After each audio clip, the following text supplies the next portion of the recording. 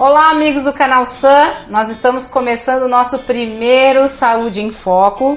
Hoje nós vamos entrevistar o Dr. Marcos Assis, psiquiatra. Doutor, muito obrigada pela sua companhia, muito obrigada por estar aqui com a gente no canal Sun. Eu que agradeço o convite, espero que corresponda à expectativa do canal e dos espectadores. Bom, doutor, como é nosso primeiro programa, a emoção vai sempre estar junto comigo, com o senhor, eu tenho certeza. Mas eu gostaria que isso aqui transformasse num bate-papo, que o pessoal de casa pudesse acompanhar, bem tranquilo, que a gente pudesse levar mais saúde para o pessoal de casa.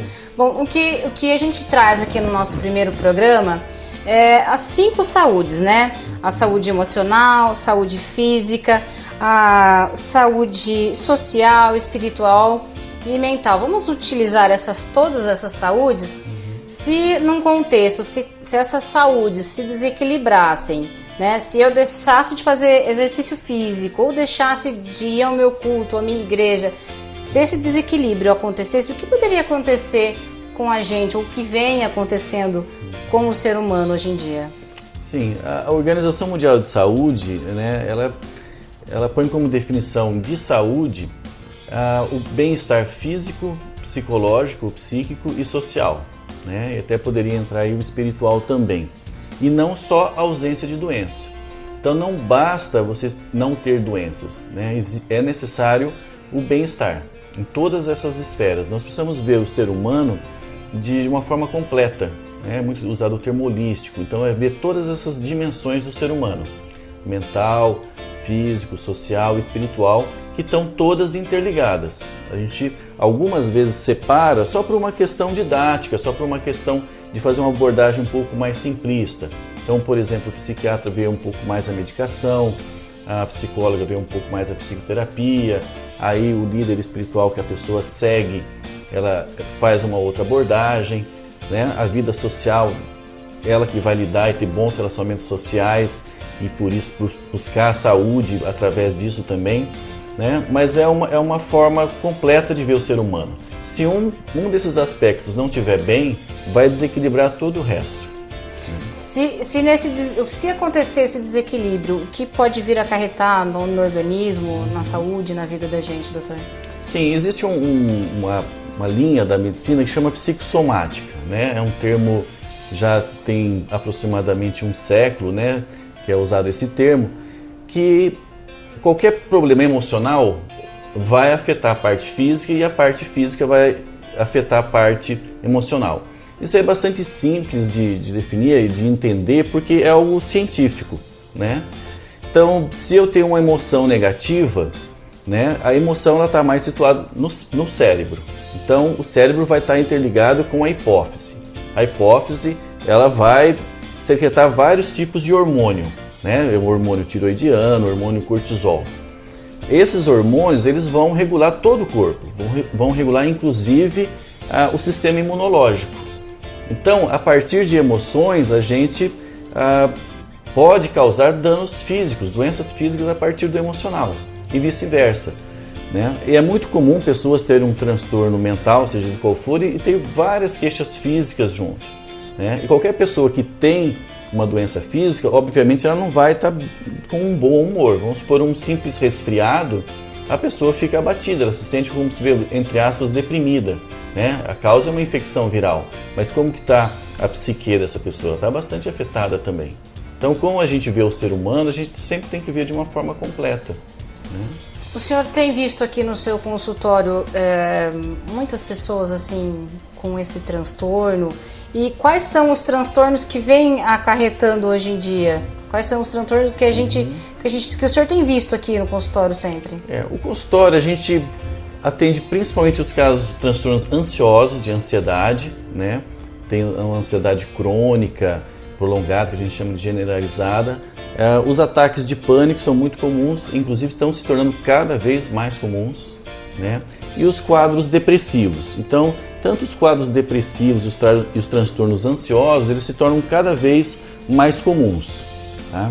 Isso tem fatores biológicos, tem fatores assim de como foi a formação da infância dessa pessoa, adolescência dessa pessoa, como foi o desenvolvimento emocional dessa pessoa.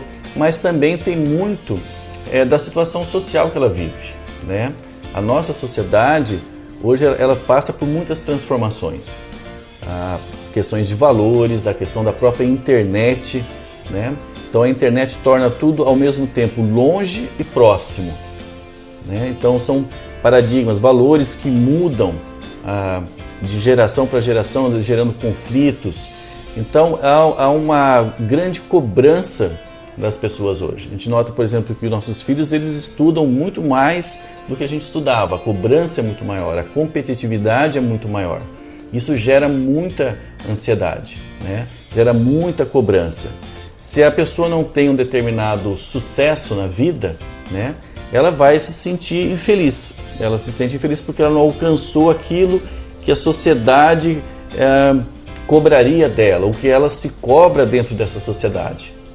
Como que a gente pode identificar um transtorno? Quando é que a gente chega a um transtorno? Porque a gente sabe que hoje em dia é muita informação, como o senhor mesmo disse, que a gente auto se cobra, que nós mesmos nos cobramos. E quando é que a gente consegue identificar que a gente já chegou a um estado clínico de transtorno de ansiedade? Sim, é uma pergunta interessante e bastante fácil de responder, na verdade. Porque ansiedade todos nós sentimos, tristeza todos nós sentimos, né? Isso não quer dizer que seja uma doença ou um transtorno. A gente usa mais a expressão transtorno mental. Quando é um transtorno? Quando o nível de sofrimento é muito intenso. Então a pessoa começa a sentir que aquele nível de sofrimento ela não está dando mais conta, né? Ela sente que passou do limite dela, da capacidade de suportar aquele sofrimento. Seja ansiedade, depressão, impulsividade, agressividade, né?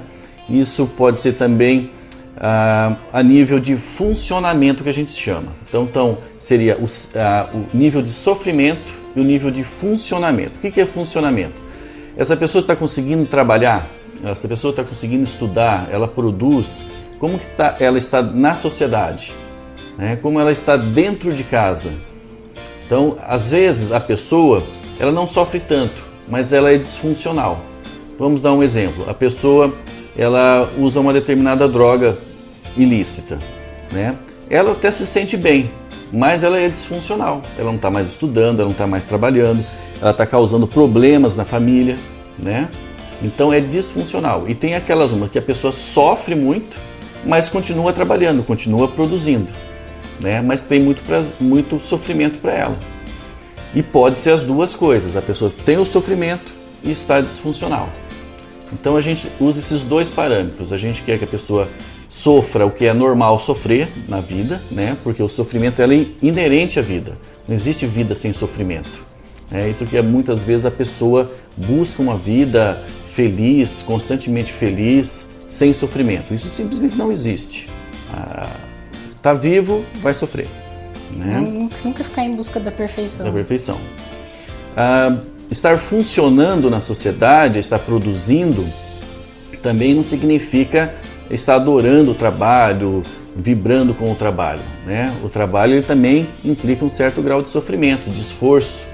Estudar também implica em esforço, mas a pessoa tolera aquilo, uma tolerância. Então, a gente entraria com, né, os profissionais de saúde, entraria num apoio quando isso é quebrado, quando quebra o limite de uma normalidade de sofrimento e de funcionalidade. Ok, doutor. Então vamos fazer o seguinte, no próximo bloco, a gente vai ajudar o pessoal de casa a identificar se a gente tem ou não um familiar, um amigo que possa ter um transtorno, que possa estar entrando num transtorno desse, ok, doutor? Ok. O pessoal de casa fica aí ligadinho com mais um bloco do programa Saúde em Foco. A gente volta já já aqui no canal 21. Qualidade, você vê aqui.